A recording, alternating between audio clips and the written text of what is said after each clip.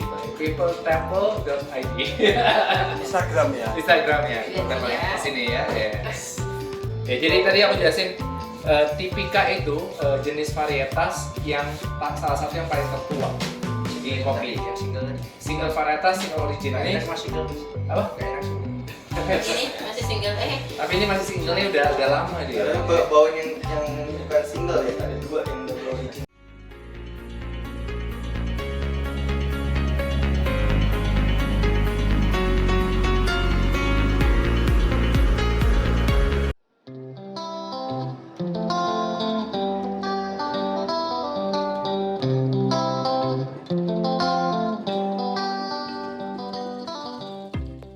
Assalamualaikum warahmatullahi wabarakatuh. Sahabat Datar Media, Nusantara yang kini dikenal sebagai negara Indonesia diberkahi oleh keragaman dan kekayaan alam, budaya, ras, suku, dan kebudayaannya.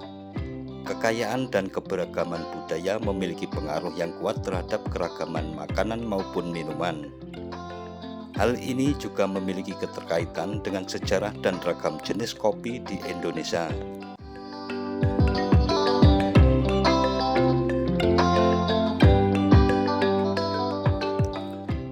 Pada dasarnya, kata kopi adalah hasil adopsi dari kata kopi dari bahasa Belanda yang memiliki peran penting terhadap perkembangan dunia kopi di Indonesia. Sejarah kopi di Indonesia juga dimulai karena pendudukan Belanda pada tahun 1696. Belanda awalnya membawa kopi jenis Arabica dari Malabar, India ke Pulau Jawa pada tahun itu. Budidaya kopi pertama dilakukan oleh kompeni di Kedawung, sebuah daerah agrikultur dekat Batavia. Sayangnya awal mula budidaya ini gagal lantaran cuaca ekstrim dan bencana alam.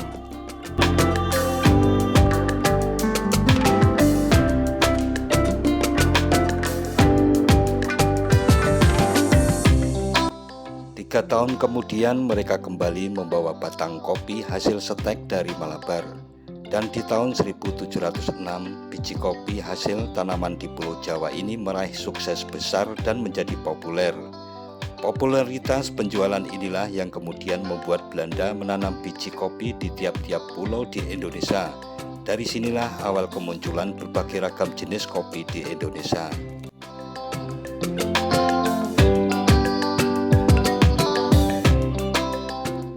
Dalam jangka waktu kurang dari 10 tahun, ekspor kopi hasil budidaya di setiap pulau di Indonesia yang dilakukan oleh Belanda meraup keuntungan yang melimpah.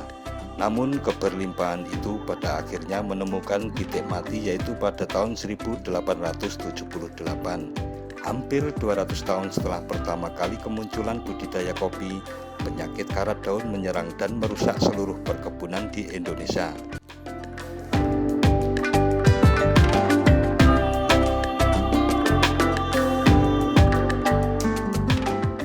Menyiasati kerusakan ini, Belanda mencoba mengganti jenis kopi di Indonesia menjadi Liberica, namun tetap saja terberangus oleh penyakit karat daun. Akhirnya pada tahun 1900, Belanda memperkenalkan jenis kopi Robusta kepada petani di Jawa Timur. Jenis kopi ini tahan serangan penyakit karat daun dan berkembang budidaya mulai menjalar ke arah Sumatera.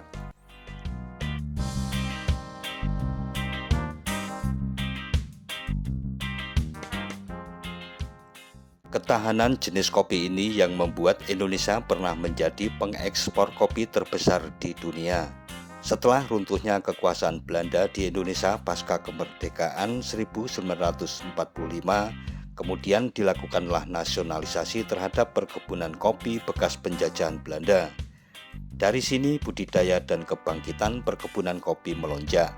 Berkat pekerjaan tanpa sistem tanam paksa, kini kita bisa mengenal jenis kopi di Indonesia yang sangat beragam karena hasil budidaya perkebunan kopi yang baik.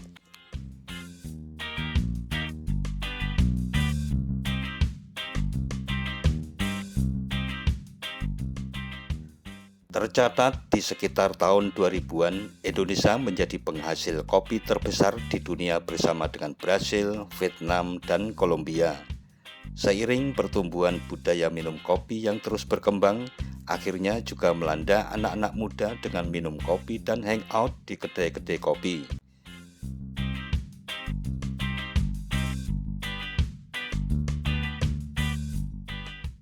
Demikian halnya yang dilakukan oleh para pekerja tambang di Site Gosowong yang menggelar acara workshop kopi di Two Rivers Bar. Acara ini dimentori oleh barista Harrison, pemilik People Temple Roastery sekaligus salah seorang metalurgis PT Nusa Halmahera Mineral.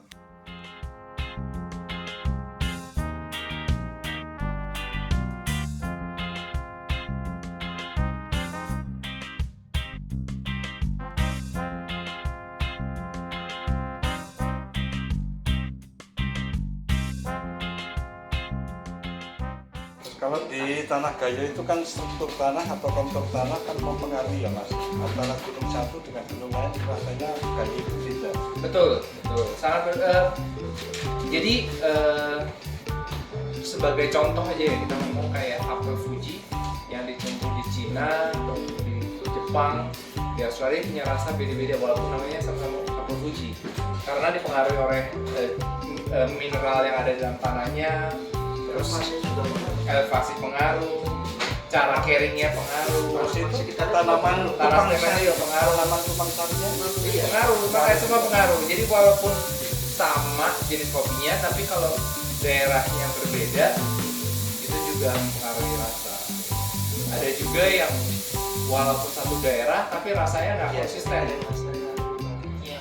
Jadi kalau misalnya di Gayo tuh, walaupun satu gunung daerah, rasanya juga bisa beda-beda. Kenapa? Karena di daerah Gayo itu, terutama di daerah Gayo ya, penanamannya itu mereka tidak single varietas. Jadi jadi campur-campur. Sebagai perbandingan tuh kalau varietas tuh kayak di apel tuh ada apel Malang, apel Fuji, apel Washington, Granny Smith. Itu ditanam jadi satu area.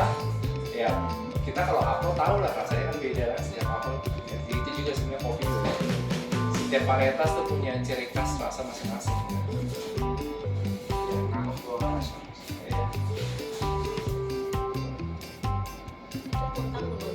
Gunung Puntang, Jawa Barat.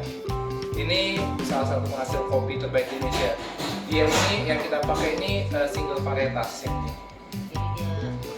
mungkin untuk produk-produk lengkapnya ada ditaruh di medsos apa itu Oh, bisa dicantumkan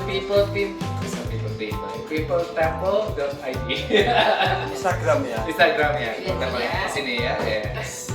Ya, jadi tadi aku jelasin Tipika itu jenis varietas yang salah satu yang paling tertua di kopi. Single varietas, single origin ini apa? Ini masih single Tapi ini masih singlenya udah lama dia. Bawaan yang bukan single ya, ada dua yang double origin. Oh, Google ya. berarti Mas. Yang ini Aceh yang ini itu nggak single varietas, dia multi varietas. Cuma dia sudah mengalami namanya pasca panen yang memodify rasa kopinya. Jadi pasca lama fermentasi, jadi prosesnya itu sudah memanipulasi rasa dari biji kopinya. Jadi rasa yang ntar kalian coba di sini tuh ntar secara aroma juga paling kenceng kan ya? Setuju gak ada aroma Yang apa? Yang Aceh. Yang Aceh? Yes. Setuju gak? Aku tapi Aceh tadi yang paling enggak malah. Paling enggak? Enggak, ini masalah aromanya Aromanya kenceng atau enggak? kenceng. Enggak.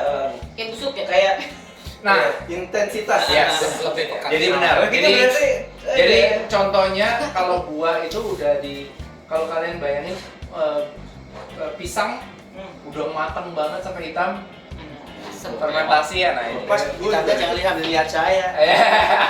Hitam-hitam kereta api. Apa? Biar hitam banyak yang menang. Nah Om, sebenarnya penurunan temperatur suhu saat dinikmati itu ada enggak juga hubungan korelasinya dengan perubahan rasa dari satu cangkir kopi? Ini pertanyaan yang sangat teknis dan bagus. Jadi ilmu ya.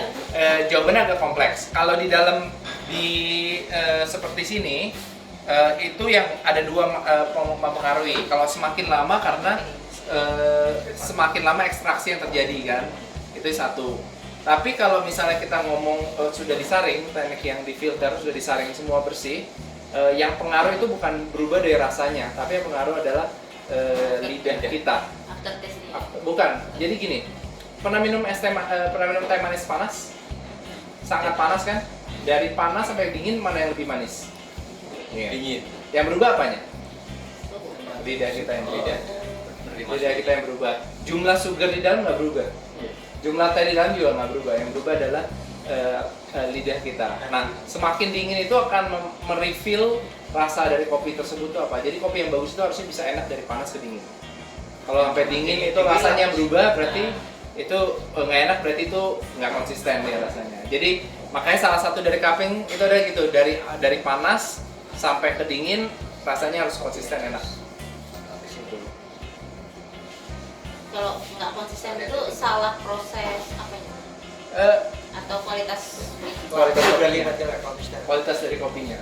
Nah, kalau yang dua ini, yang ini wash proses. Wash itu berarti dia tidak mengalami manipulasi fermentasi yang terlalu lama. Jadi begitu sampai langsung dikupas kulitnya, direndam dalam air, fermentasi 24 jam, dikeringkan. Kalau yang ini honey proses. Kalau honey proses itu begitu datang dikupas, lalu difermentasi sebentar, lalu dikeringin. fermentasi dalam Posisi kering. Sama Om Haris. Posisi kering. Jadi Kemudian ditaruh. untuk durasi fermentasi misalnya berapa jam? Nah, kalau honey berapa itu hari? macam-macam. Tergantung setiap kayak honey dan natural tuh sekarang banyak petani atau prosesor itu menggunakan teknik macam-macam. Ada yang sampai 48 jam, ada yang 72 jam gitu. Kita sudah petani. Wes. Data apa dari Jadi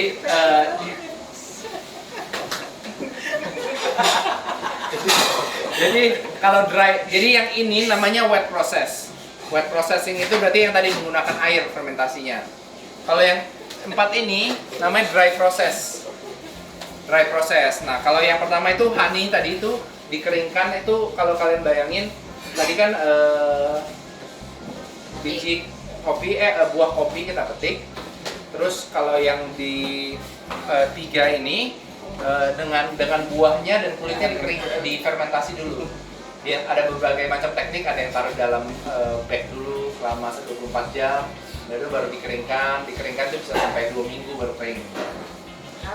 Alami. Jadi kalau tadi pick up dipetik, taruh dalam bag selama 24 jam, 40 jam tergantung dari petaninya.